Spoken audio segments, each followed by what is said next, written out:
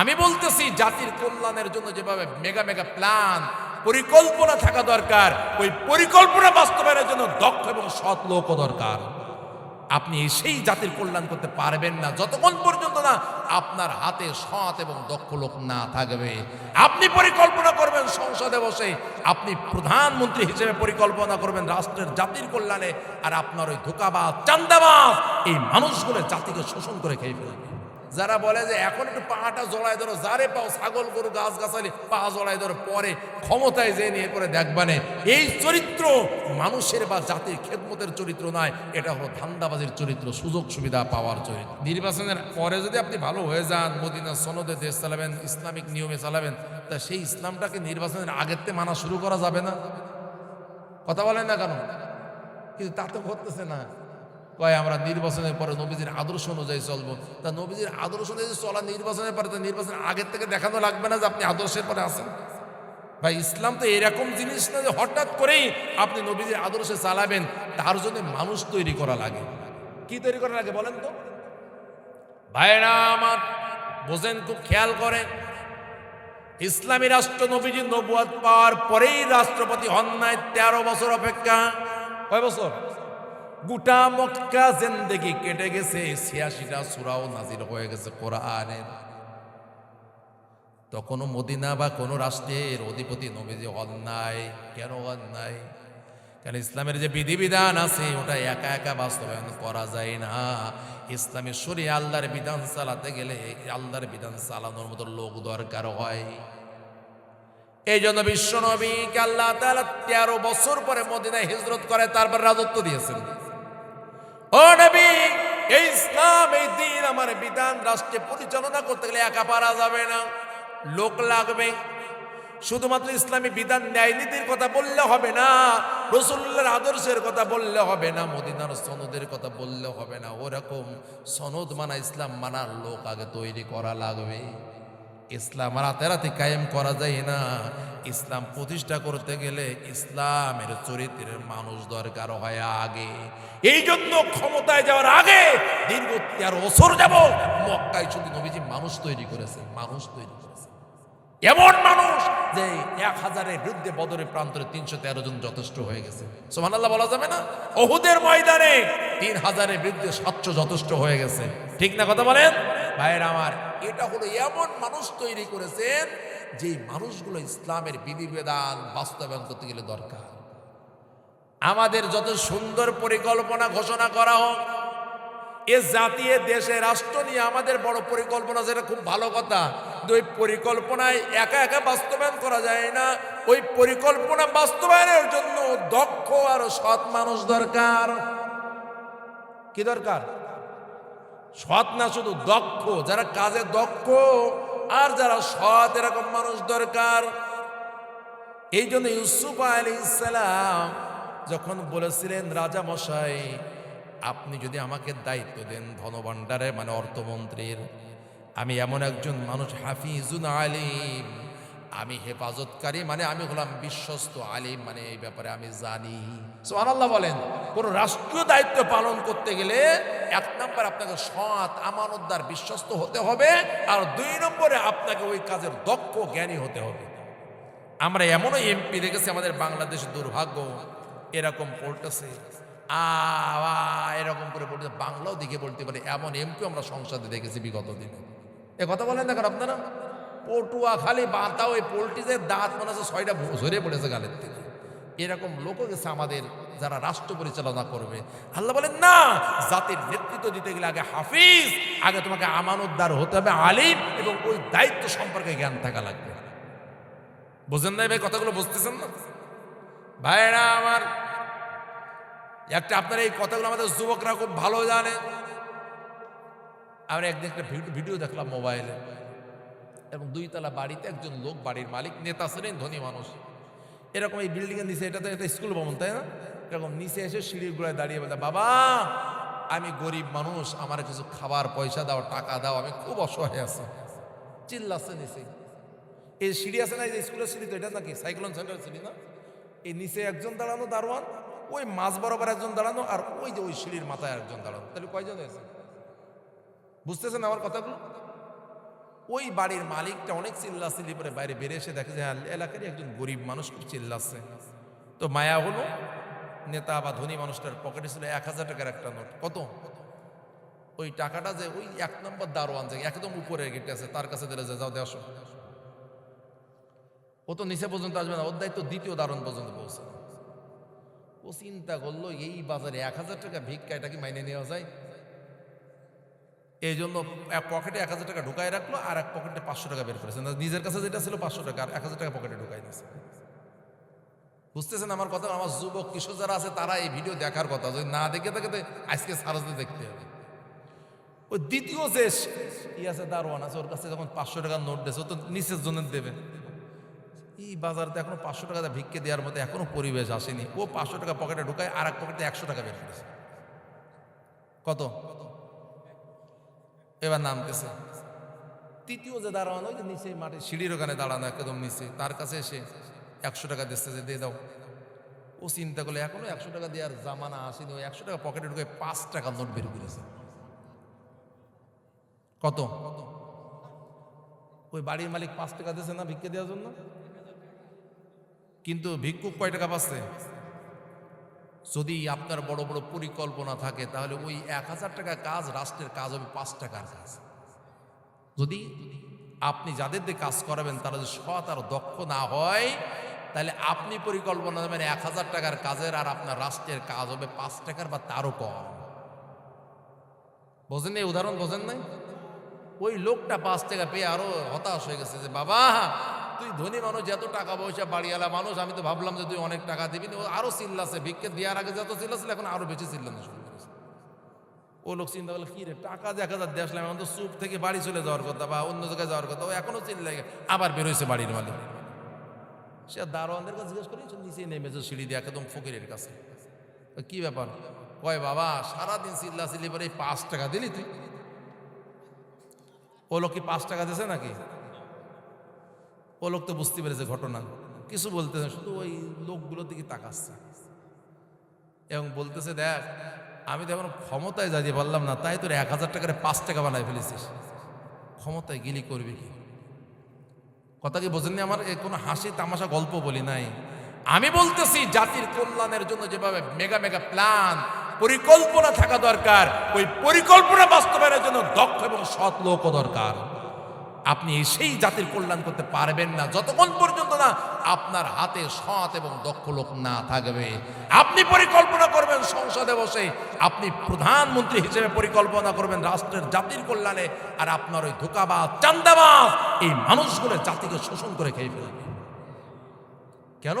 জাতির কল্যাণের জন্য পরিকল্পনার পাশাপাশি দক্ষ, যোগ্য, বিশ্বস্ত, হেফাজতকারী, আল্লাহর ভয় অন্তরে আছে এমন মানুষ দরকার কাজ করার জন্য।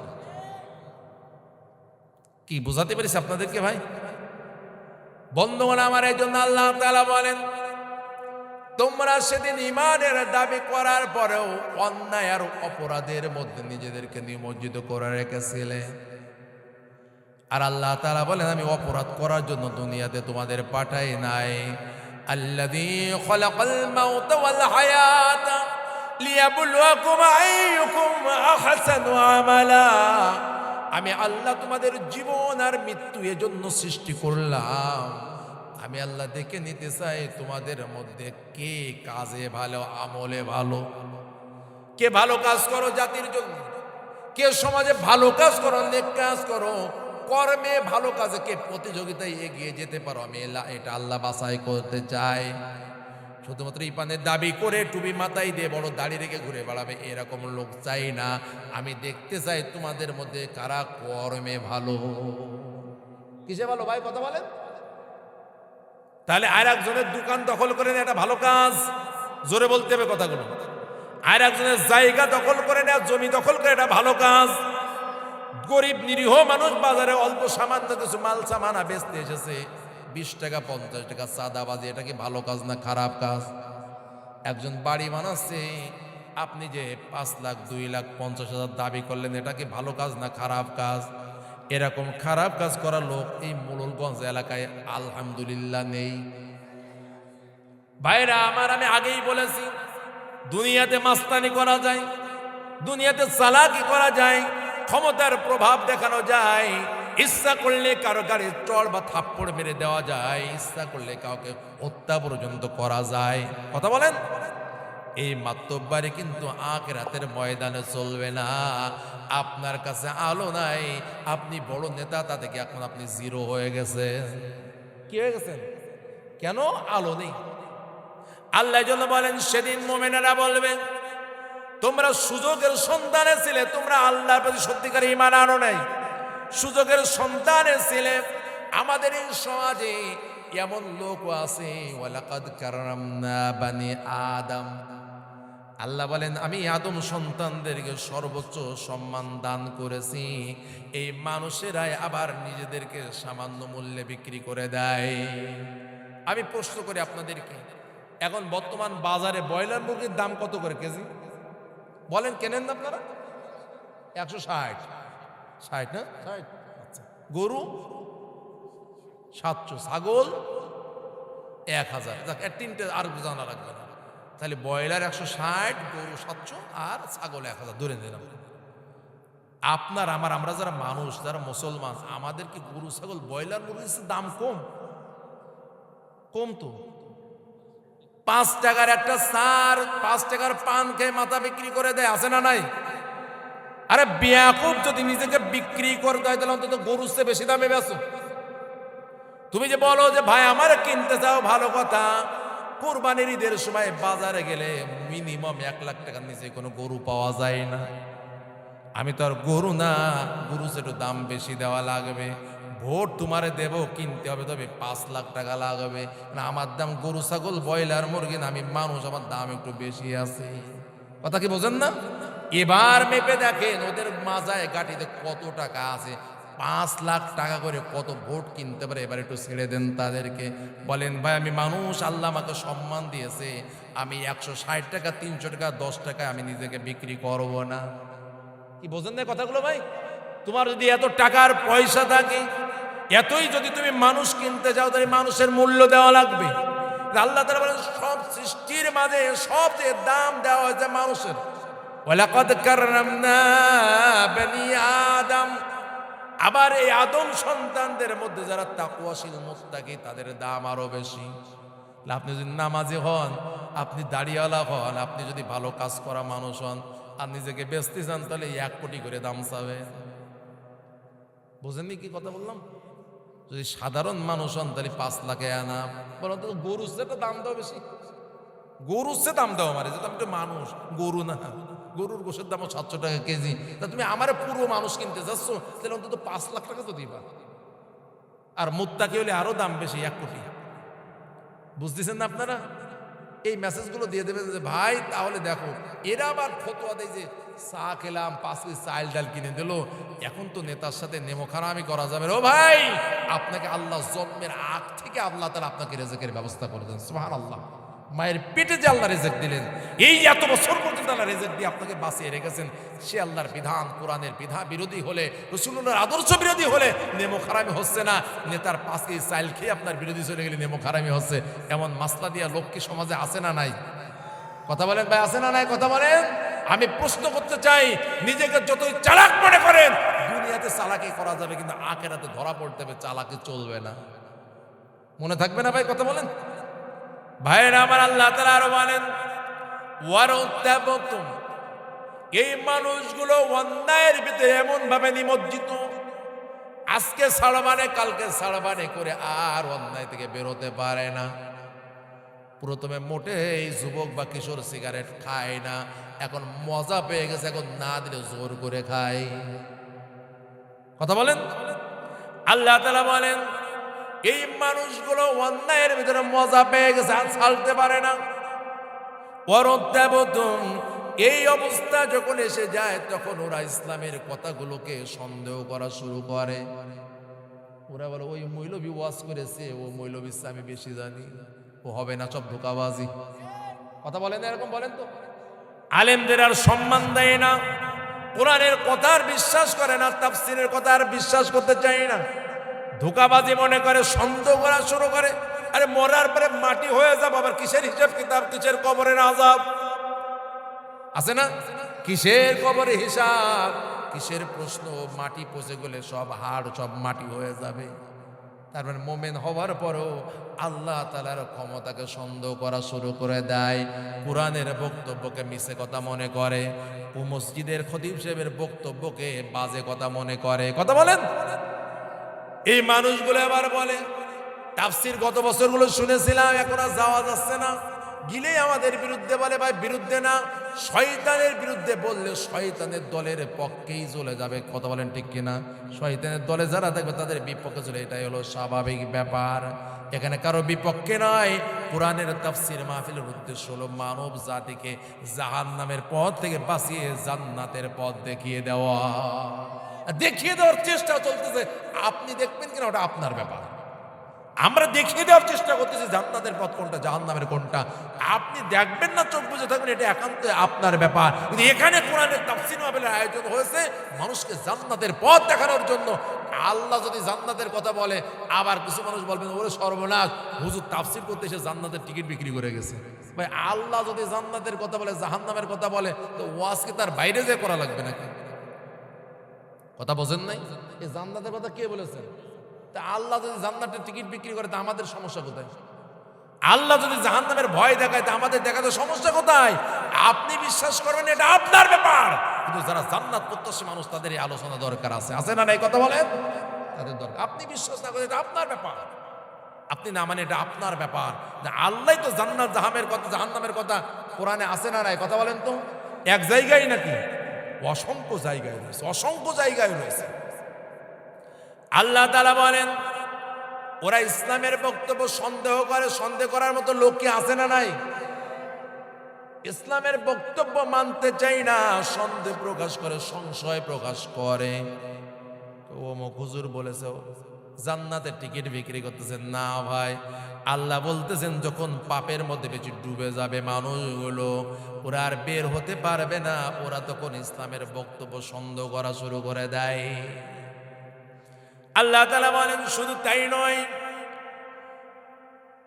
ওয়াগররাতকুমুল আমানি হাত্তা জাআ আমরুল্লাহ। ওই মানুষগুলো এমন ভাবে আটকে পড়ে জালের মধ্যে, অন্যায়ের পাপের জাল আর বের হতে পারে না। তখন ওদের চাহিদার কামনা শুধু লম্বা হতে থাকে।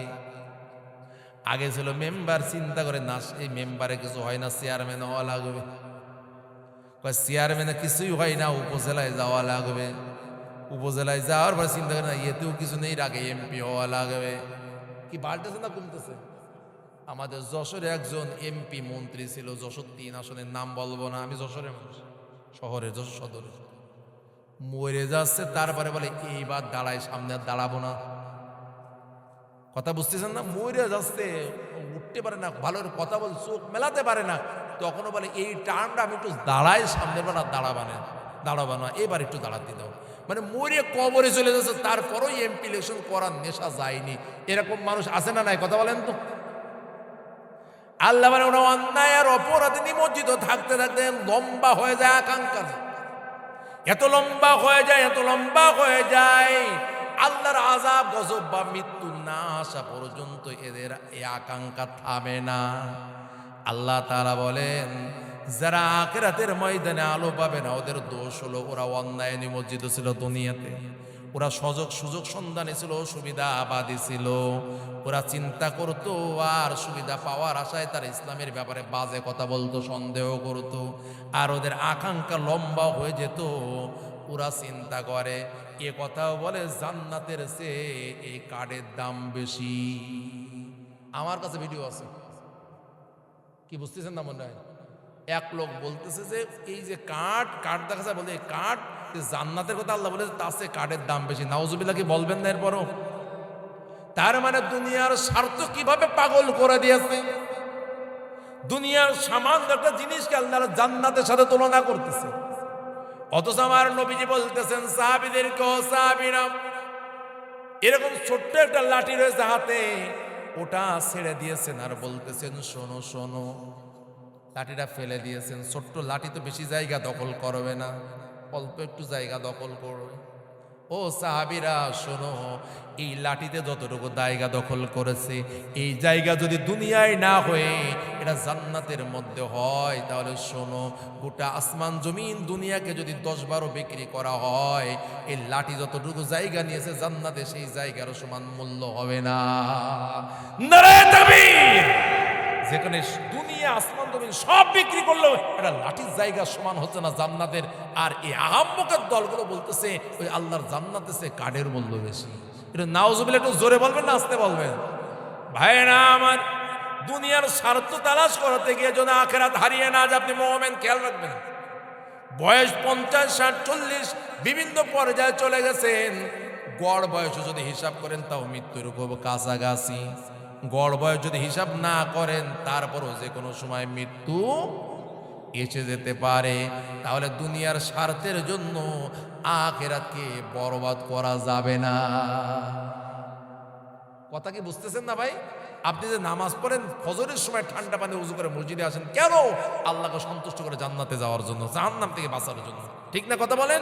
এই যে রমজান মাস, গ্রীষ্মকালে রমজান মাস আসতেছে, সামনেই ফেব্রুয়ারির 18-19 তারিখে শুরু হবে। এই যে হালকা শীত আছে, এরপর আস্তে আস্তে গরমের দিকে যাবে। লম্বা দিন, প্রায় 14, 14.5, 15 ঘন্টা না খেয়ে কষ্ট পাবেন কেন? আল্লাহ সন্তুষ্টির জন্য, জান্নাত পাওয়ার জন্য, জাহান্নাম থেকে বাঁচার জন্য। ঠিক না কথা বলেন? এত কিছু করলেন যে জাহান্নাম থেকে বাঁচার জন্য, জান্নাতে যাওয়ার জন্য, অথচ এমন অপকর্ম করলেন যে জান্নাত মিস হয়ে জাহান্নামে যাওয়া আপনার জন্য বাধ্যতামূলক হয়ে গেল। তাহলে আপনি তো আসলে মুমিন হতে পারেননি, আপনি তো ঈমানের দাবির ব্যাপার মুনাফিক, আপনি তো নির্বুদ্ধির লোক, আপনি তো বোকা হয়ে গেছেন। আল্লাহ তাআলা বলেন, মুনাফিক যারা, এই মানুষগুলো হলো সুযোগের সন্ধানে থাকে, সুবিধা পেলেই সেখানে মাথা নত করে দেয়। কিন্তু মুমিন আসল যারা হবে, কোনো ভয় ভীতি দেখায়ও লাভ হয় না। ভয় ভীতি দেখানো হয় কিনা বলেন? গত কয়েকটার আগেই যে ইলেকশন হয়েছিল, বাড়ি যশোর গেছিলাম ভোট দেওয়ার জন্য। আমাদের আপনজনেরা এসে বলে গেল, যদি ভালো থাকতে চাও তাহলে ভোটের মাঠে যায় না। বুঝতেছেন না? থাকো খুলনায়, যদি মায়ের না খেতে চাও ভালো করে, আবার যদি খুলনায় যেতে চাও তাহলে আর ভোটের মাঠে যাওয়ার দরকার নেই। অথচ আমার বাড়ি আর ভোটের কেন্দ্র মাঝখানে একটা রাস্তা শুধু। বোঝেন নাই কথা? আল্লাহ তাআলা বলেন, সত্যিকারের মুমিন যারা হবে, দিনের জন্য কোনো বাতিলের কাছে মাথা নত করে না।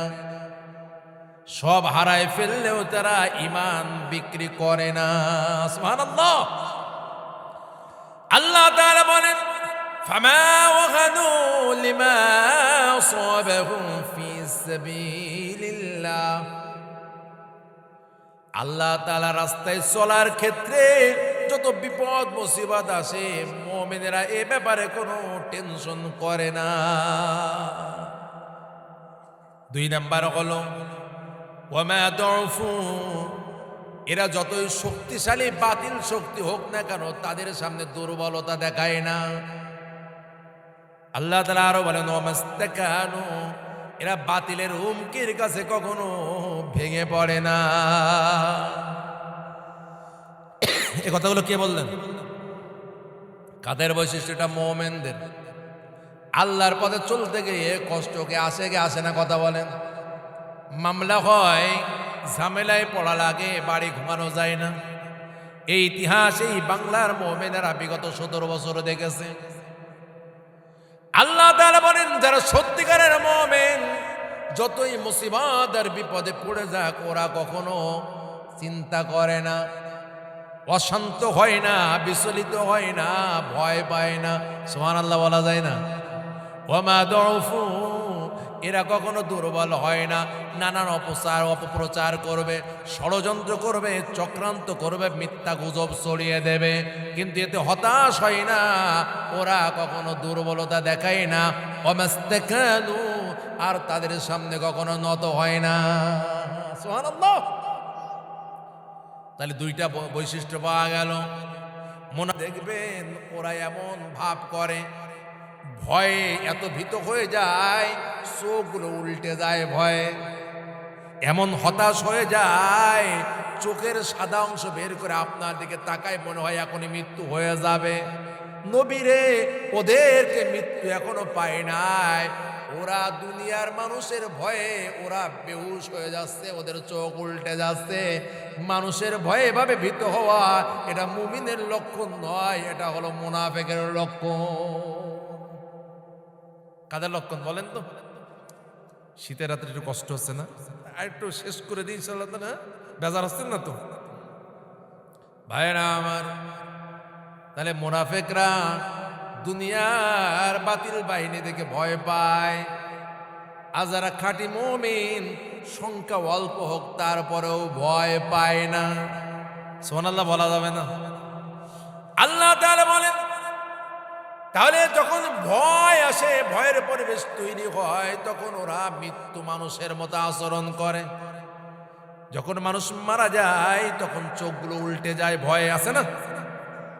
ভয়ে চোখগুলো উল্টে যায়। আল্লাহ বলেন, নবী হে, মুনাফিক যারা ভীতিকার পরিবেশ যখন আছে, ওদের চোখ উল্টে মরা মানুষের মতো চরিত্র তারা দেখায়। ফাইদা জাহাবাল খৌফ, যখন এই ভয় চলে যায়। ভয় কি এখন আছে? আগে 17 বছরের যে ভয় আর এখনকার ভয় একটু আলাদা হয়েছে না? ভয় একটু কমে গেছে না এখন? আল্লাহ তাআলা বলেন, ফাইদা জাহাবাল খৌফ, ভয় যখন চলে যায় তখন জ্যান্ত হয়ে যায়, যেগুলো মরে যাচ্ছিল একটু আগে। বোঝেন না কথা? যেইগুলো মানুষের ভয়ে চোখগুলো উল্টে দিয়েছিল, যে মানুষগুলো মৃত্যুর মতো আচরণ করতেছিল, যেই ভয় চলে গেছে, আল্লাহ তাআলা বলেন, সালাকুকুম বিআলসিনাতিন হিদাদ, ওরা তখন সবচেয়ে বেশি বক্তৃতা দেয়, আগুন ঝরা বক্তৃতা দেয়। মনে হয় পিছনের সময় ওরাই কেবল মাঠে ছিল। বুঝাতে পারলাম না? মনে হয় তখন আসল যারা ত্যাগী, আসল যারা দিনের জন্য কাজ করে, সামনে চান্স পাচ্ছে না, মুনাফিকরা এখন মাইক দখল করে আছে। এখন তো ভয় নেই, কিন্তু যখন ভয় ছিল তখন চোখ উল্টায় পড়েছে।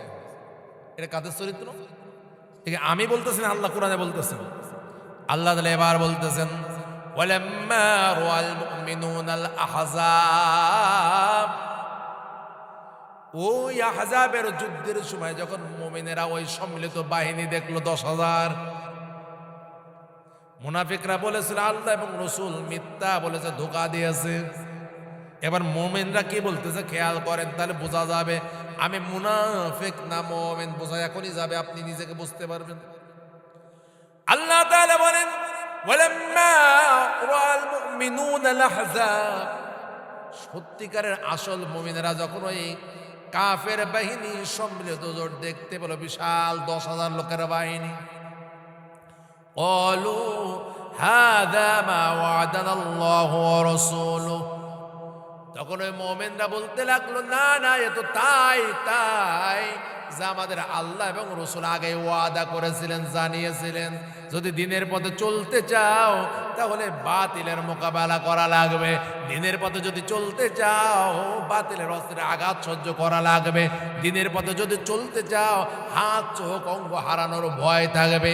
এই জন্য তারা বলবে, হাদা, এটা তো তাই মা ওয়া'দানাল্লাহু ওয়া রাসূলুহু, ঈমান আনার আগে আল্লাহ এবং রাসূল এটা আমাদের জানিয়েছিলেন। তুমি যে ঘরে আসতেছো এখানে মজা করার, আনন্দ করার জায়গা নয়, এমন একদিন গ্রহণ করতে যখন প্রতিটা মুহূর্ত ঝুঁকির মধ্যে থাকা লাগবে। আমরা দেখতে পেলাম আল্লাহ এবং রাসূল এতদিন যা ওয়াদা করেছিলেন আজ তো তাই ঘটতে যাচ্ছে। নারায়ে তাকবীর! একই ঘটনা থেকে মুনাফিকরা আল্লাহ এবং রাসূলকে মিথ্যাবাদী, ধোঁকাবাজ এই গালি দেয়, আর ওই একই ঘটনা থেকে আসল মুমিনেরা বলে না আল্লাহ এবং রাসূল সত্যবাদী। সুবহানাল্লাহ! আল্লাহ তাআলা বলেন, সাদাকাল্লাহু ওয়া রাসূলুহু, ওই মুমিনেরা বলে আল্লাহ এবং তার রাসূল সত্য বলেছেন। মুনাফিকরা আল্লাহ এবং রাসূলকে ধোঁকাবাজ মনে করে, আর মুমিনরা আল্লাহ এবং তার রাসূলকে সত্যবাদী মনে করে। এই জন্য আমাদের কাছে জান্নাতের চেয়ে আর বলা যাবে না। রাগ হচ্ছেন আপনাদের একটু? জান্নাতের ওয়াদা কে দিয়েছেন? কথা বলেন না কেন? আল্লাহ বলেন জান্নাতের ওয়াদা তো আল্লাহ দিয়েছেন। যারা প্রকৃত মুমিন তারা আল্লাহর ওয়াদাকে সত্য মনে করে, রাসূলের ওয়াদা সত্য মনে করে। আর যারা মুনাফিক আল্লাহ রাসূলের ওয়াদাকে ধোঁকাবাজি মনে করে। মিল পাচ্ছেন নাকি পাচ্ছেন না ভাই? একটু পাওয়া যাচ্ছে না? আচ্ছা ঠিক আছে ভাইরা আমার, এরপরে আল্লাহ তাআলা বলেন, ওই মুমিনরা যারা প্রকৃত মুমিন, কষ্ট, ভয়, ভীতি, এরকম জীবন নাশের সম্ভাবনা বা শঙ্কা দেখা দিলেও তারা ভীত হয় না। আল্লাহ তাআলা বলেন, ওয়ামা যাদাহুম ইল্লা ঈমানাও ওয়া তাসলিমা। যত বিপদ আসে এই মুমিনদের ঈমান তত মজবুত হয়ে যায়। সুবহানাল্লাহ। যত আঘাত আসে, জেল হয়, জরিমানা হয়, ফাঁসি হয়, এদের আল্লাহর প্রতি আত্মসমর্পণ আরো বেড়ে যায়। সুবহানাল্লাহ বলা যাবে না ভাই? পাথরকুচি পাতা চেনেন? কম লোক চেনেন।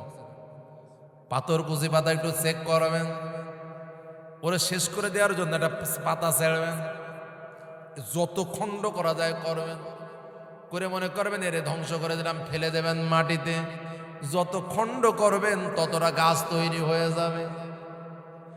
একইভাবে ইসলামের পথের সৈনিক যারা, একটা আপনি শেষ করে ইসলামকে থামাতে চাইবেন না, হবে না।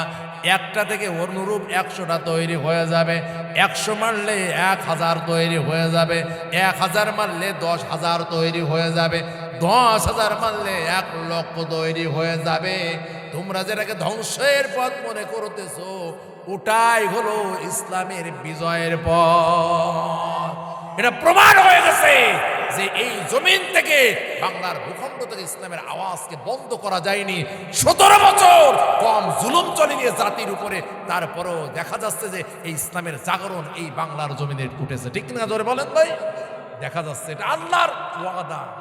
আল্লাহর ওয়াদা। মুমিনেরা কখনো ভয়, ভীতি, অন্যায়ের সামনে মাথা নত করতে পারে না। তাহলে সে মুমিন থাকে না, মুনাফিক হয়ে যায়। বুঝে আসলো কথাগুলো ভাই?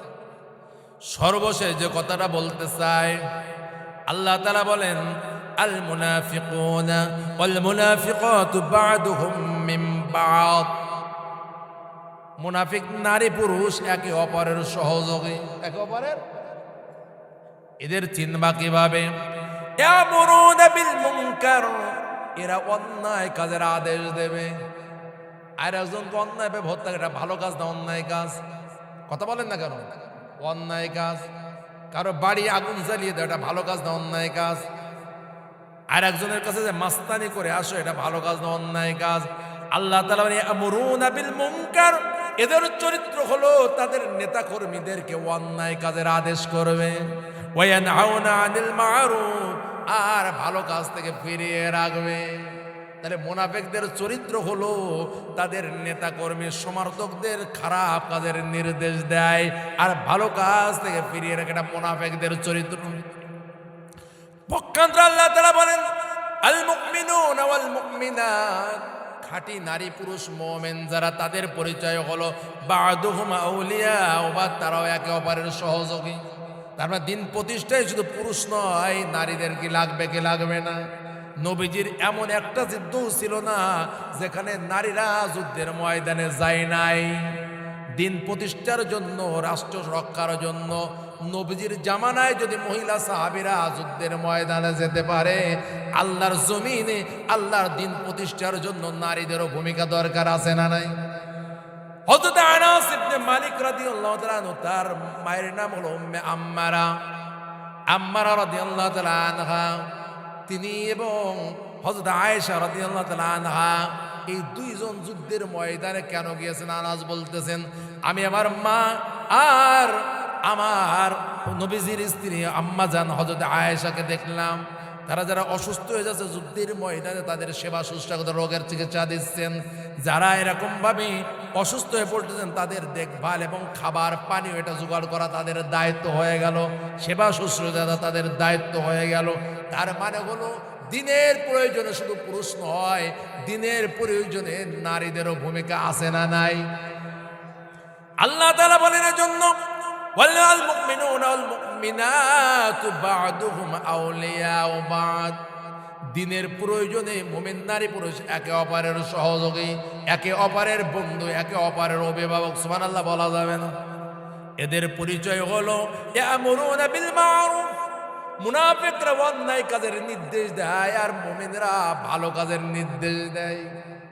বন্যায় ডুবে যাচ্ছে, একদল চাঁদাবাজি করে লুটতরাজ করতেছে, আর একদল গলা পানির মধ্যে নেমে তাদের ত্রাণ পৌঁছে দিচ্ছে। এটা তো বাংলাদেশের মানুষ দেখেনি, কি বলেন আপনারা? ভাইরা আমার, আল্লাহ বুঝাচ্ছেন যারা খাঁটি মুমিন তারা ন্যায়ের আদেশ দেবে। কিসের আদেশ? আর কি করবো? মুলকার, আর অন্যায় থেকে তাদেরকে বাধা দেবে। তাহলে মুমিন আসল আর নকলের ভিতরে চরিত্রে পার্থক্য আছে। নকলটা অন্যায় কাজ করে, অন্যায় কাজে আদেশ দেয়, ভালো কাজে বাধা দেয়। আর যেটা আসল ওটা ভালো কাজে সহযোগিতা করে, ভালো কাজে সহযোগিতার হাত বাড়িয়ে দেয়, অন্যায় কাজে বাধা দেয়। এটাই হলো আসল মুমিন আর নকল মুমিনের পরিপূর্ণ পার্থক্য। বুঝতে কষ্ট হয়ে গেল নাকি আপনাদের? ভাইরা আমার তো আলোচনা করতে মনে হচ্ছে আরো 2 ঘন্টা করতে বলে ভালো লাগে। তা আপনাদের তো সাপোর্ট করবে না।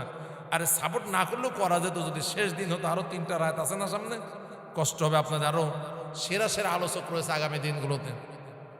হাফেজ মাওলানা আবু বকর সিদ্দিক হুজুর, কাজী আলামিন, এরপর শেষের দিন হলো কি হাসিবুল্লাহ মেজবা আছে না, খুবই চমৎকার আলোচক। তাদের আলোচনাগুলো তো শোনা লাগবে। আমার আল্লাহ তাআলা যে তৌফিক দিয়েছে, শরীরে যে এনার্জি আছে, তা এখনো 12টা 1টা পর্যন্ত করলে আমার যতদূর বিশ্বাস নিজের উপরে, তাতে মনে হয় যে না, কিছু সমস্যা হবে না। সে আলোচনা করার মতো রসদ আজকে তাফসিরে আছে। তবে যতক্ষণ করা যায়, কি আপনারা কিছু মেসেজ কি বুঝতে পেরেছেন আল্লাহর কোরআনের বক্তব্য? সেই মেসেজ হলো আসল মুমিন আর নকল মুমিনের যে চরিত্রের পার্থক্য আল্লাহ তা তুলে ধরেছেন আজকের আলোচনায়। আসুন বাকি যে আয়াতগুলো আছে আমরা আয়াতগুলো অনুবাদ করে দেখি আল্লাহ কি কি তুলে ধরলেন। আরো কি কথা কি বুঝতেছেন আপনারা? আল্লাহ তাআলা বলেন, লাকাদ ইবতাগাউল ফিতনাতা মিন ক্বাবলু ওয়া ক্বাল্লাবু লাকাল উমুর হাত্তা জাল হক ওয়া যাহারা আমরুল্লাহি ওয়া হুম কারিহুন। এই মুনাফিকরা শুধুমাত্র এই তাবুকের অভিযানে বাধা দিচ্ছে তা নয়, ও নবী, এই মুনাফিকেরা এর আগেও আপনাকে ক্ষতি করার চেষ্টা করেছে। ইসলামের সমূলে ধ্বংস করে দেওয়ার জন্য এই মুনাফিকেরা মদিনায় প্রতি মুহূর্তে মুহূর্তে ষড়যন্ত্র এটেছে। এমনকি নবীজিকে হত্যা করার জন্য, ইসলামের বিরুদ্ধে ষড়যন্ত্র করার জন্য একটা মসজিদও বানালো, যে মসজিদের নাম দেয় যে মসজিদুদ দিরার। আলোচনা আছে সূরা তওবা, আপনারা সামনে পাবেন। একটা ঘর বানালো, নাম দিল মসজিদ। এমনকি নবীজিকে বলল, নবীজি এই ঘরে মসজিদে আপনি উদ্বোধন করে দিয়ে যান। নবীজি বলেন এখন তাবুকের অভিযানের জন্য ব্যস্ত আছে, সময় নাই। তাবুক থেকে আল্লাহ চাইলে ফিরিয়েছে, তোমাদের মসজিদের উদ্বোধন হবে। তার আগে আল্লাহ তাআলা জানিয়ে দিলেন, নবী রে, ওই মসজিদে নামাজ পড়বা না, ওটা মসজিদ নয়, ইসলামের বিরুদ্ধে ষড়যন্ত্র চক্রান্তের ঘর বানানো হয়েছে। মদিনায় পৌঁছে তোমার দায়িত্ব এই ঘর তুমি জ্বালিয়ে দিবা। তাহলে মুনাফিকরা মসজিদের আড়ালে, ভালো কাজের আড়ালে অন্যায় কাজে লিপ্ত থাকে। কথা কি বুঝতেছেন আপনারা ভাই? আল্লাহ তাআলা এই জন্য বলেন, ওরা শুধুমাত্র এখন নয়, এর আগেও অনেক ষড়যন্ত্র করেছে, যদিও সত্য তারা জানে। ওয়াজহারা আমরুল্লাহ, আল্লাহর নির্দেশ বিধানে বিজয়ী হয়। অহংকারিহুন, যদিও ওদের অপছন্দ হয়। তারপর মুনাফিকরা কখনো ইসলামের বিজয় চাইতে পারে না। আপনার মনের ভিতরে যদি কোরআনের বিজয়ের বিরুদ্ধে কোনো চিন্তা চেতনা আসে, চিন্তা করে নেবেন আপনি আর মুমিনের খাতায় নাই, নাম মুনাফিকের খাতায় চলে গেছে। কষ্ট হয়ে যাচ্ছে না ভাই? যদি মনে হয় যে না ইসলাম বিজয়ী, আপনার কষ্ট লাগতেছে, মনে মনে খারাপ লাগতেছে, তাহলে আপনার মুমিনের খাতায় নেই। কোন জায়গায় চলে গেছে? আল্লাহ বলতেছেন ওয়াজহারা আমরুল্লাহ, আল্লাহর নির্দেশ বিধান শরিয়া এটা বিজয়ী হয়ে যাক। অহংকারিহুন, যদি ওদের অপছন্দ, এটা মুনাফিকদের অপছন্দ। এটা এরপরে আল্লাহ বলেন, ওয়ামিনহুম মাইয়াকুলু উযাল্লি ওয়ালা তাফতিননি। যাদ ইবনে কায়েস নামে একজন মুনাফিক নেতা ছিল। তাকে যখন বলা হলো যুদ্ধের জন্য চলো তাবুকে যাওয়া লাগবে, যাদ ইবনে কায়েস বলল, নবীজি গো, আমি তো এই যুদ্ধে যেতে পারবো না, আমার একটু চরিত্র দুর্বল, রোমান সুন্দরী মেয়েদের দেখলে আর স্থির থাকতে পারবো না, আমি গুনাহ করে ফেলাবো। আসলে বিষয়টা তা নয়, আসলে তাবুকে যাবেন তার একটা অজুহাত। বুঝতেছেন না? এ যাদ ইবনে কায়েস, নবীজি আমার চরিত্র সেটা ভালো না, তো ও নারী দেখলে তো আমি থামতে পারবো না, তখন তো একটা বিপদ বাঁধবে, তাই এই গুনার হাতে আপনি আমাকে জোর করে চাপাই দিয়েন না। মূলত এরকম কিছুই না, এ মূলত যুদ্ধের ময়দান থেকে, মানে ময়দান থেকে দূরে থাকার জন্য একটা অজুহাত মাত্র। বুঝতেছেন তো কথাগুলো? আল্লাহ তাআলা বলেন, আলা ফিল ফিতনাতি সাকাতু ওয়া ইন্না জাহান্নামা লামুহীতাতুম বিল কাফিরিন। ও বিপদে পড়বে কি নবীজির নির্দেশ না মেনে, এখনই তো বিপদে পড়ে গেছে। ও যেহেতু নারী থেকে বিপদে পড়বে সেই ভয় পাচ্ছে, ওটা তো পরের ব্যাপার। ও যাওয়ার আগেই তো বিপদে পড়ে গেল, কারণ নবীজির নির্দেশ মানতেছে না, এটাই তো বড় বিপদ। তার কারণ হলো নবীজির নির্দেশ যদি না মানা হয়, এই মানুষগুলোকে জাহান্নাম ঘিরে রাখে। জাহান্নামে যাওয়ার জন্য শুধু মওত দরকার, মরলেই জাহান্নামে ফেলে দেওয়া হয়। যারা নবীজির আল্লাহর নির্দেশ থেকে দূরে থেকে মনে করে না ভালো আছে, আল্লাহ বলেন না ভালো নেই, তুমি জাহান্নামে যাওয়ার জন্য প্রস্তুত হয়ে যাও। কথাকে অল্প অল্প বোঝা যাচ্ছে তো নাকি কষ্ট হচ্ছে? এরপরে আয়াত আল্লাহ বলেন, ইন তুসিবকা হাসানাতুন তাসুহুম। এই মুনাফিকদের চরিত্র হলো, যখন মুমিন মুসলমানদের কোনো কল্যাণ হয়, ভালো হয়, তখন ওদের মন খারাপ হয়ে যায়। বুঝলেন না কথাটা? মুমিনদের যদি বিজয় হয়, বিজয়ের অবস্থা তৈরি হয়, বিজয় হওয়ার সম্ভাবনা তৈরি হয়, তখন ওদের মন কি ভালো না খারাপ? আল্লাহ তাআলা বলেন, তুসিবকা হাসানাতুন, যদি কোনো কল্যাণ ভালো বিজয় তোমরা পাও, ও নবী মুমিনরা পায়, তাসুহুম, এই মুনাফিকদের মনটা তখন খারাপ হয়ে যায়, মুখটা কালো হয়ে যায়, অন্তরে জ্বালা। আপনারা শুনেছেন এক নেতার ওয়াজ, মনে নেই আপনাদের? জ্বালা, বড় জ্বালা, এরকম শোনেননি আপনারা? আল্লাহ তাআলা বলেন, মোমেনদের বিজয়ের সম্ভাবনা তৈরি হলে, বিজয় লাভ করলে ওদের মন খারাপ, জ্বালা তৈরি হয়ে যায় অন্তরের মাঝে। এই মুনাফিকরা হলো, ওয়ায়াতুসিবকা মুসিবাতুন ইয়াকুলু ক্বাদ আখাযনা আমরানা মিন ক্বাবলু। কিন্তু মুসলমানেরা যদি কোনো বিপদে পড়ে যায়, ক্ষতির মধ্যে পড়ে যায়, ওরা বলে আমরা আগের থেকে বুদ্ধি করে সরেছিলাম বলে বিপদ থেকে বেঁচে গেছি। বুঝলেন না মনে হচ্ছে কথাগুলো? মুমিনেরা ভালো পাইলে তখন ওরা বলে, ওদের মন খারাপ হয়। বিপদে পড়লে তখন বলে আমরা তো চালাক বুদ্ধিমান, আগের থেকে বিপদ আজ করতে পেরেছিলাম বলে আমরা বেঁচে গেছি, মুসলমানেরা বিপদে পড়ে গেছে, খুশি হয় তখন। আল্লাহ তাআলা বলেন, ওয়ায়াতাওয়াল্লাউ ওয়া হুম ফারিহুন, সেই সময় হাসতে হাসতে, দাঁত কেলাতে কেলাতে, মুমিনদের বিপদ দেখে হাসতে হাসতে বাড়ি ফিরে যায়। কল্যাণ দেখলে মন বেজার, বোঝেননি কথা? আর পরাজয় দেখলে খুশি, এটা কি মুনাফিকের লক্ষণ? কিসের লক্ষণ? মুসলমানদের বিজয় যদি আপনি ব্যতীত হন, কোরআনের বিজয়ে যদি আপনার খারাপ লাগে, কোরআনের বিজয়ের পরিবেশ তৈরি হলে যদি আপনার মনটা বেজার হয়, আপনি বুঝে নেবেন আপনি ফরমালিন মুক্ত খাঁটি মুনাফিক। আর যদি মুমিনদের কষ্টে দুঃখে, মার জেল জরিমানে আপনার খুশি লাগে, মনে হয় না ওরা খারাপ লোক তাই জেলখানায় আছে, খারাপ অবস্থায় আছে, এই মুমিনদের এই অবস্থা যদি আপনার অন্তরে ভালো লাগে, তাতেও বুঝে নেবেন আপনি ফরমালিন মুক্ত খাঁটি মুনাফিক। বুঝা যাচ্ছে কার মানদণ্ড এটা? আল্লাহ মানদণ্ড দিচ্ছেন, আসল আর নকল চেক করার মানদণ্ড। এরপর আল্লাহ বলেন, কুল্লাই ইউসিবানা ইল্লা মা কাতাবাল্লাহু লানা। নবী আপনি বলে দিন, আমরা যারা মুমিন, আমাদের পরে কোনো বিপদ আসে না যেটা আল্লাহ লিখে রেখেছেন, এ বাদে আর কোনো বিপদ আসতে পারে না। সাইয়্যিদুনা খালিদ বিন ওয়ালিদ 125টা যুদ্ধের সেনাপতির দায়িত্ব পালন করেছেন। মুসলমান হওয়া এবং পরে দুই মিলাই 125 যুদ্ধ। কত? 125টারও বেশি যুদ্ধের সেনাপতির দায়িত্ব পালন করে খালিদ বিন ওয়ালিদ। বৃদ্ধ বয়সে বিছানায় যন্ত্রণা উঠে গেছে, মৃত্যু। উনি তখন বলতেছেন, হায় আফসোস, মানুষ বলে যুদ্ধের ময়দানে গেলে মরে যাওয়ার শঙ্কাও আছে, ভয় আছে। আমি খালিদ 125টা যুদ্ধের সেনাপতির দায়িত্ব পালন করলাম, কিন্তু দুঃখের বিষয়ে ময়দানে আমি শহীদ হতে পারি নাই।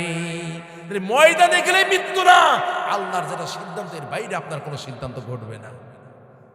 কথা বুঝতে কষ্ট হচ্ছে আপনাদের? ভাইরা আমার, হযরতে আব্দুল্লাহ যুল বিজাদাইন, এর নাম শুনেছেন, সময় নেই, খুব অল্প করে বলে। আব্দুল্লাহ মক্কার মানুষ, চাচা কাফের, অনেক আগে থেকেই মনে চায় ইসলামটা কবুল করে নি, কিন্তু চাচার ভয়ে কবুল করতে পারে না। মক্কা বিজয় যখন হয়ে গেছে, এই আব্দুল্লাহ, যার নাম আগে ছিল আব্দুল উজ্জা, কাফের থাকা অবস্থায় যে বলছে, চাচা যান, আমার ইসলাম বড় ভালো লাগে, আপনি কবুল করবেন নাকি? কয় আব্দুল উজ্জা, এই কথা দ্বিতীয়বার বলো না, তুমি আমার সমস্ত সম্পত্তি থেকে কিন্তু বঞ্চিত হয়ে যাবা। ও আব্দুল উজ্জা, শুধু তাই নয়, ইসলাম যদি তুমি কবুল করো, তোমার গায়ের যে পোশাকটা তাও আমি তোমার চাচা খুলে নেব, ওটা আমার পয়সার। কিন্তু আব্দুল উজ্জা, তার অন্তরে ইসলামের ভিতরে প্রেম জেগে উঠেছে, সুবহানাল্লাহ বলেন। তার আর কোনো বাধা নয়, বলে চাচা, আমাকে সব সম্পত্তি থেকে যদি বঞ্চিত করা হয়, এমন কেউ চাচা যান, আমার শরীরের যে পোশাক আছে এটাও যদি খুলে নেওয়া হয়, আপনি আপনার আব্দুল উজ্জাকে ইসলাম কবুল করা থেকে আর বিরত রাখতে পারবেন না। আব্দুল উজ্জা ইমানের ঘোষণা দিয়ে সব কিছু ছেড়ে চলে যাচ্ছেন, গায়ের পোশাকটাও নাই। যুবক আব্দুল উজ্জা হলো উলাঙ্গ, চলে গেছেন মায়ের কাছে, যে বলেন, মা, আমি তোমার আব্দুল উজ্জা, আমার গায়ে কোনো পোশাক নাই, আমার এই অবস্থা হয়েছে, আজ আমি ইসলাম কবুল করেছি, তাই মা আপনার কাছে যদি কিছু থাকে আমাকে দেন, আমি গায়ে জড়াই নেই। মা ভিতর থেকে দরজা বন্ধ করে আড়াল থেকে একটা কম্বল বা মোটা চাদর চেলে দেয়।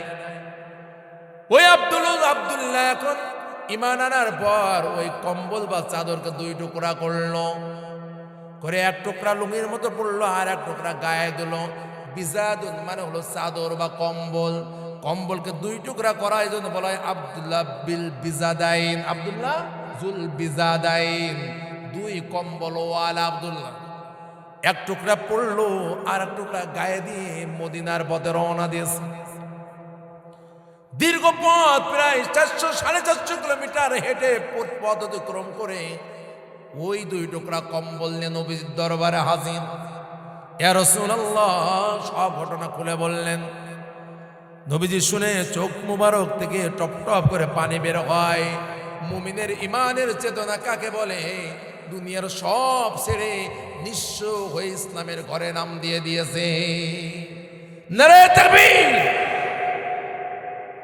আব্দুল্লাহ জুল বিজাদাইন, তাকে আহলে সুফা মদিনার মাদ্রাসায় ভর্তি করে দেওয়া হলো, মসজিদের ওই মাদ্রাসার আহলে সুফা ছাত্রদের ভিতরে। কিন্তু আব্দুল্লাহ জুল বিজাদাইন এই সাহাবী আল্লাহর কোরআন পড়েন।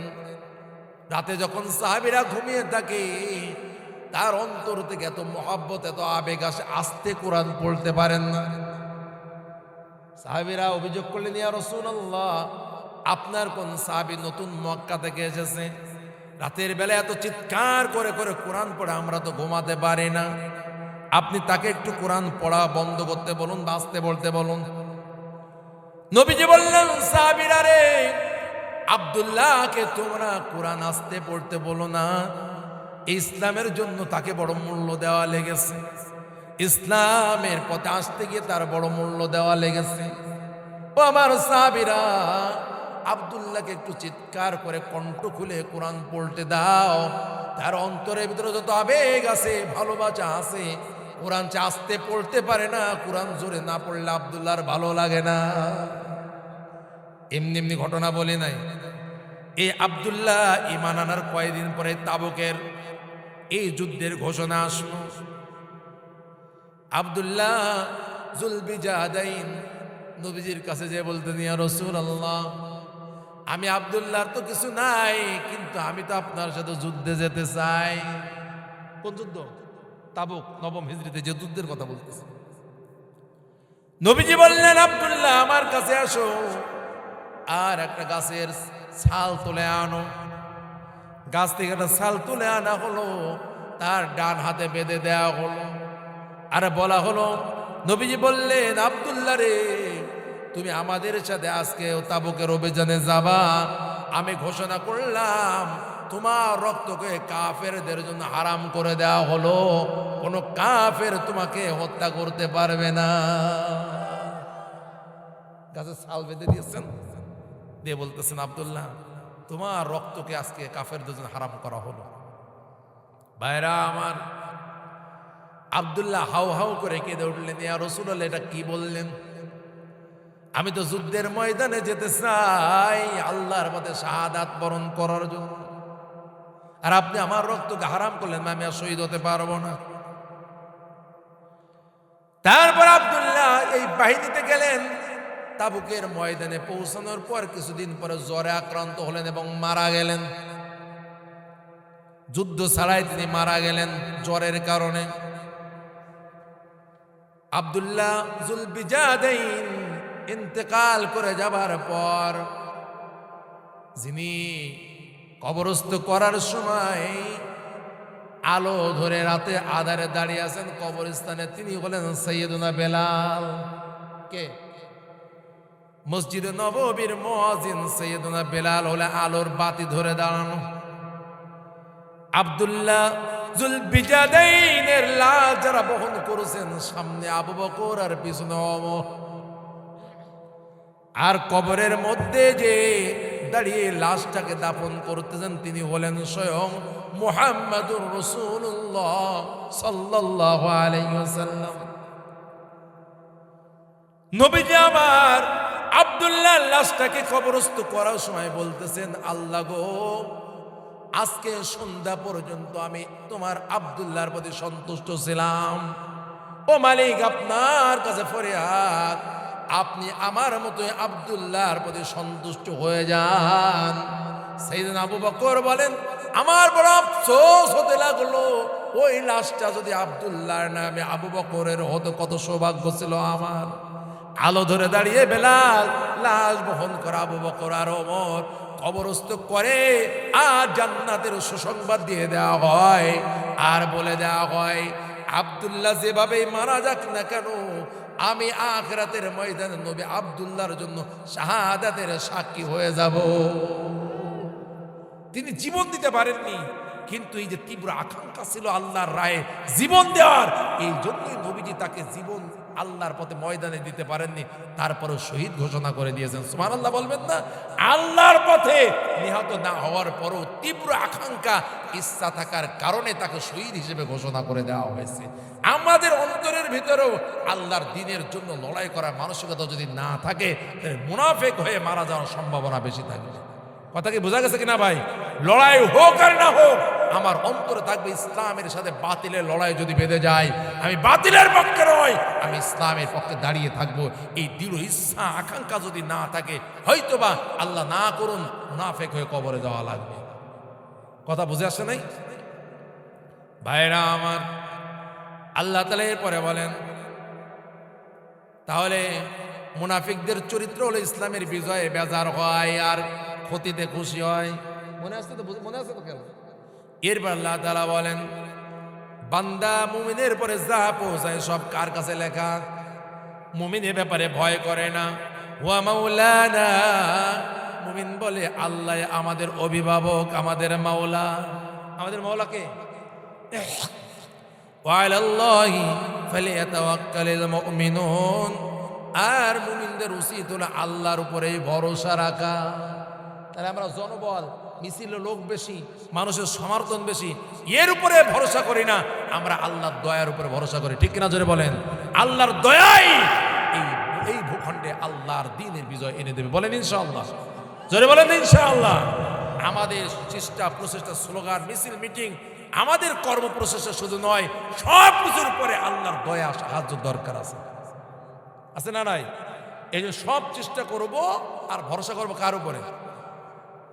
এরপর আল্লাহ তাআলা বলেন, কুল হাল তারাব্বাসুনা বিনা ইল্লা ইহদাল হুসনাইন। এ মুনাফিকরা, তোমরা কি আমাদের দুইটা বিজয়ের কোন একটার অপেক্ষায় আছো? জীবনে কোনো পরাজয় নেই। সুবহানাল্লাহ বলবেন না? মুমিনের জীবনে শুধু বিজয় আর বিজয়, হয় বাহ্যিক বিজয় নাই শাহাদাত, দুটোই হলো মুমিনের বিজয়। তাহলে মুমিন শুধু চেষ্টা চালাবে, বিজয় তো আল্লাহ তাআলার কাছে। আল্লাহ দেখবেন আমার বান্দা বান্দি দিনের জন্য সর্বাত্মক প্রচেষ্টা চালিয়েছে কিনা। বিজয় হোক আর না হোক সমস্যা নাই, আমরা আল্লাহর দিনের পথে আছি কিনা এটাই হলো বড় জানা দরকার। বুঝে কি আসতেছে আপনাদের ভাই ভাইরা আমার? আল্লাহ তাআলা বলেন দুই বিজয়ের কোন এক বিজয় মুমিনের আছে। ওয়া নাহনু নাতারাব্বাসু বিকুম আই ইউসিবাকুমুল্লাহ, আমরাও তোমাদের সাথে অপেক্ষায় থাকলাম আল্লাহ আমাদের কোনটা দেয়, দুনিয়ার বাহ্যিক বিজয় দেন নাকি শাহাদাতের বিজয় দেন। তাহলে মুমিনের জীবনে কি নাই বলেন তো? পরাজয় নাই। তাহলে যাদের পরাজয় নেই তাদের ভয় দেখায় কোনো লাভ আছে? এ ভাই কথা বলতে হবে। যাদের পরাজয় নেই তাদের কি ভয় দেখায় লাভ আছে? হয় বিজয় অথবা শাহাদাত, এই দুই বিজয়ের এক বিজয় আছেই, ভয় দেখায় কোনো লাভ নেই। এই মুমিনরা বলে আমরাও ঠিক আছে তোমাদের সাথে অপেক্ষায় থাকলাম। বিআযাবিন মিন ইনদিহি আও বিআইদিনা, তোমরা জানো না ও মুনাফিক আল্লাহর দুশমনেরা, শোনো, আল্লাহ হয় নিজের পক্ষ থেকে তোমাদেরকে শাস্তি দেবেন না, আমাদের হাত দিয়ে তোমাদের শাস্তি দেবেন।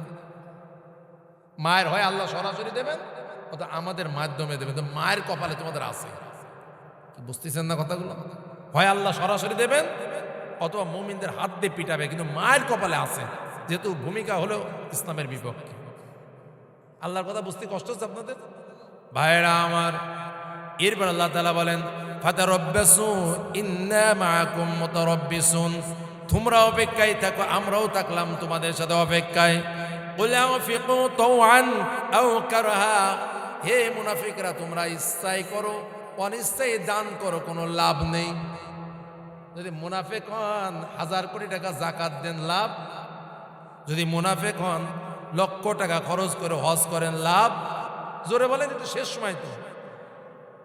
যদি মানুষের বড় বড় দেখায় দেখায় কাপড় চোপড় বিতরণ করেন লাভ। আল্লাহ নিজেই বলতেছেন আনফিকু তাওআন আও কারহা, তুমি সন্তুষ্ট চিত্তে করো আর দুঃখিত হয়ে অনিচ্ছায় করো, কোনোটাই লাভ নাই।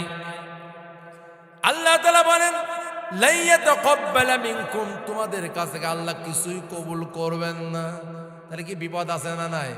বাইরে মুনাফিকের খাতায় নাম লেখায় নামাজ পড়ে কপাল কালো করে লাভ হবে না, কারণ আল্লাহ কবুল করবেন না। মুনাফিকের খাতায় নাম লেখায় হাজী সাহেব হয়ে লাভ নেই, আল্লাহ কবুল করবেন না। আল্লাহ নিজেই বলতেছেন, আল্লাহ নিজেই বললেন লাই ইয়াতাকাব্বালা মিনকুম। লান হলো কি? নফি জিহাদ বালান না, নফি তাকিদ বালান। আল্লাহ বলেন কোশ্চিন কালেও তোমাদেরটা কবুল করা হবে না। তাহলে নামাজ বলেন, রোজা বলেন, হজ যাকাত দান সাদাকা ভালো কাজ বলেন, আল্লাহ যদি কবুল করাতে চান আগে মুনাফিকের দল ছাড়তে হবে, আগে মুমিনের দলে ঢোকা লাগবে। মুনাফিকের দলে থেকে কোনো আমল কবুল হবে না। তখন মানুষ কিছু আসে না, এরকম আমাদের যশোরে আছে, আমাদের দাড়ি নেই, আমরা মসজিদ মাদ্রাসা চালাই নে, আমরা মসজিদে যাই নে, ঈদের মাঠে যাই না, নামাজ পড়তে যান তো, কিন্তু কবুলের রাস্তা তো বন্ধ। আল্লাহ বলতেছেন তো যে মুনাফিকদের কাছ থেকে কিছু কবুল করা হবে না। কথা কার বলেন তো ভাই? এরপরও যদি না বোঝেন তাহলে আমার মতো হুজুর দিয়ে হবে না, কালকের হুজুর লাগবে, আবু বকর হুজুর, আমি এসে আর পারবো না। এরপর আল্লাহ তাআলা বলেন ইন্নাকুম কুনতুম কওমান ফাসিকুন, তোমরা হলো পাপিষ্ট জাতি, তোমাদের হিদায়াতের নাই কপালে, তোমরা কি পাপাচারে জাতি। ওয়া মা মানাহুম আন তুকবালা মিনহুম নাফাকাতুহুম ইল্লা আন্নাহুম কাফারু বিল্লাহি ওয়া বিরাসূলি, তোমাদের আল্লাহ তাআলা দান সাদাকা কোন নেকামল কবুল করবেন এর কারণ হলো তোমরা মুখে মুখে ঈমানের দাবি করো, অন্তরে কুফরি লালন করো। ইসলামের কথায় তেলে বেগুনে জ্বলে ওঠে এরকম মুসলমান আছে না নাই? ধুর, ওই তাফসিরে যাওয়া যাবে না, এরকম কথা বলার লোক আছে, তাও আমি শুনেছি, আসার পরে শুনেছি। কি কথা বলে, আছে না নাই? আল্লাহ তাআলা বলেন ওরা মুমিনের বেশ ধরে আছে, মুমিনের দাবিতে আছে, অন্তরের মধ্যে কুফর লালন করে, ইসলাম বিদ্বেষ লালন করে, বাতিলের ভালোবাসা লালন করে। কথা বলেন, কথা বলেন, তাগুতের ভালোবাসা লালন করে। আল্লাহ বলেন এদের এই জন্য কবুল করা হয় না, ওরা ঈমানের দাবি মুখে মুখে করে আর অন্তরের মধ্যে আল্লাহ রাসূলের বিরোধিতা কামনা করে, লালন করে। ওয়ালা ইয়াতুনাস সালাতা ইল্লা ওয়া হুম কুসালা, ওরা নামাজ পড়ে তবে বড় অলসতার সাথে। মুনাফিকরা কোনো কায়দায় ফজরের নামাজে হাজির হতে পারবে না। মুনাফিকরা প্রায় ঈশার নামাজ কামাই করবে। ওরা নামাজ পড়তে আসবে বড় অলসতার সাথে। ওরা নামাজ সারা বছর পড়বে না, মাঝে মাঝে এক ওয়াক্ত 3 বার পড়বে।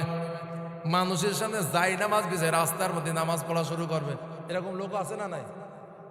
কথা মনে হয় বুঝতেছেন না। আল্লাহ বলেন নামাজ পড়ে তবে কুসালা, বড় অলসতার সাথে। সূরা মাউনের ভিতরে বললেন ফাওয়াইলুল লিল মুসাল্লিন, আছে না নাই? মুসল্লি যারা, নামাজি যারা, ওদের ধ্বংস জাহান্নামে যাবে। কারা? আল্লাযীনা হুম আন সালাতিহিম সাহুন, যারা নামাজের ব্যাপার উদাসীন। নামাজ পড়ে তবে নিয়মিত পড়ে না, নামাজ পড়ে মনোযোগের সাথে পড়ে না, নামাজ পড়ে খুশু নাই, নামাজ পড়ে নামাজ বোঝে না, নামাজ পড়ে রুকু সিজদা চুরি করে, নামাজ পড়ে জামাতে হাজির হয় না, নামাজ পড়ে নামাজে কি বলে তা জানে না। সব হলো ফাওয়াইলুল লিল মুসাল্লিন। বোঝেন নাই? আল্লাযীনা হুম আন সালাতিহিম সাহুন আল্লাযীনা হুম ইউরাউন। এতদিন নামাজ পড়েনি, রাস্তার মাঝে যায় নামাজ পাইতে নেছে। এর মানে এরা নামাজ আল্লাহর জন্য না, এরা নামাজ মানুষকে দেখানোর জন্য পড়ে। আল্লাহ বলে এই কায়দার মুসল্লি সব অয়েল নামক জাহান্নামে। নামাজ পড়েও যদি জাহান্নামে যাওয়া লাগে তাহলে তো আমও গেল, সালাও গেল। বোঝেন নাই? মানে নামাজ পড়ার পরও যদি জাহান্নামে যাওয়া লাগে, আমও গেল, আমের বাস্তাও হারাই গেল। বোঝেন না ভাইরা আমার? তাহলে মুনাফিকরা হলো অলসতা বা গাফলতির সাথে নামাজ পড়ে। ওয়ালা ইউনফিকুনা ইল্লা ওয়াহুম কারিহুন, ওরা আল্লাহ রাস্তায় কিছু খরচ করে তবে মিজাজ গরম। মিজাজ কি?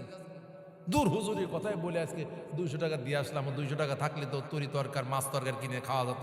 দূর কি ক্ষতিটাই হয়ে গেল, কি একটা হুজুরের কথা শুনে আবেগে পড়ে 500 টাকা বের করে দিলাম, কি একটা ক্ষতি হয়ে গেল। যাই আর জেকের করতে করতে ও আমার সালা দুটোই হারালো।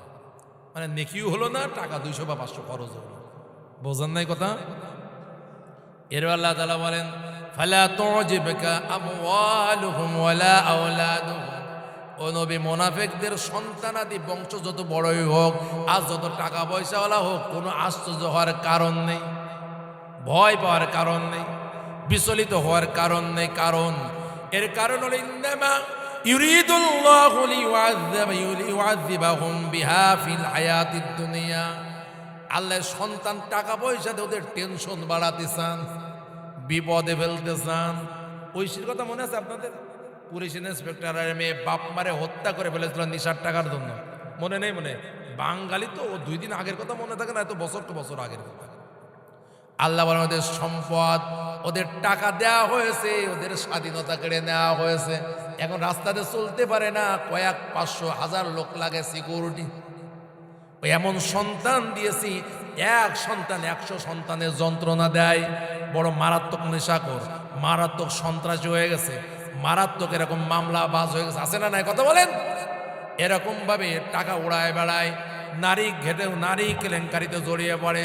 আল্লাহ বলে সন্তান দিয়ে আমি আল্লাহ ওদেরকে আযাব দিতে চাই। কি দিতে চাই?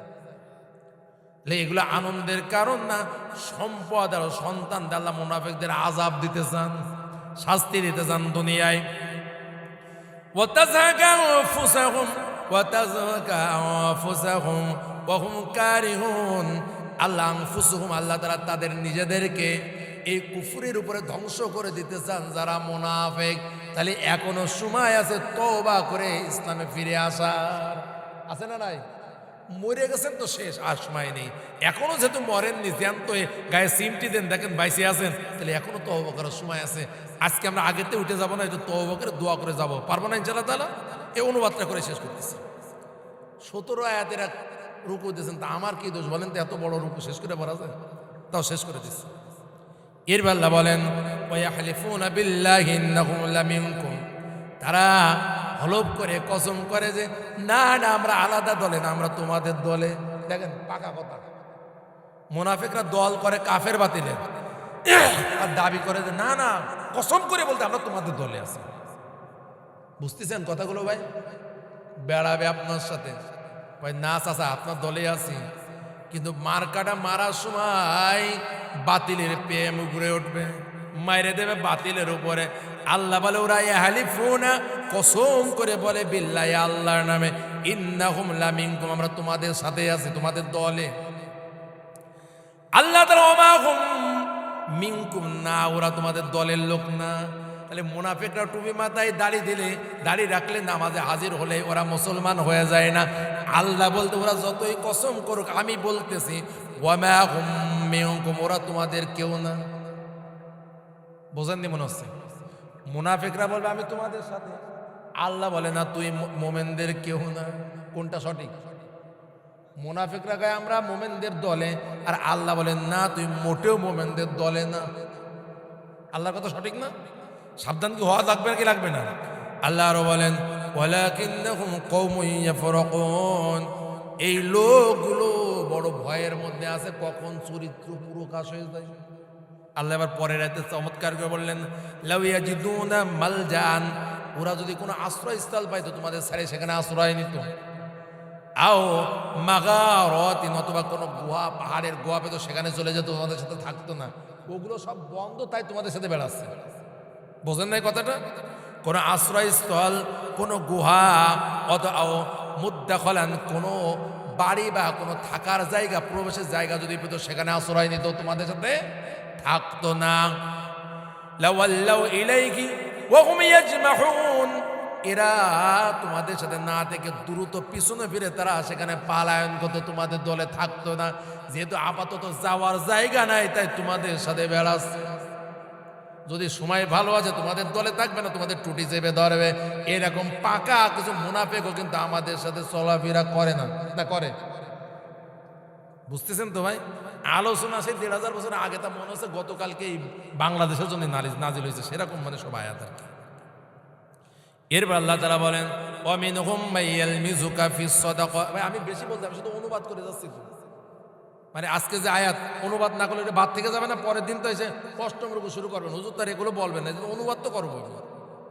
আল্লাহ বলতেছে ওয়ামিনহুম মাইয়ালমিজুকা ফিস সাদাকা, আবার তাদের মধ্যে এমন কেউ কেউ রয়েছে যারা, নবী আপনি যখন যুদ্ধের মাল বা কোনো সদকার মাল বন্টন করেন, মুনাফিকরা সমালোচনায় জড়িয়ে পড়ে।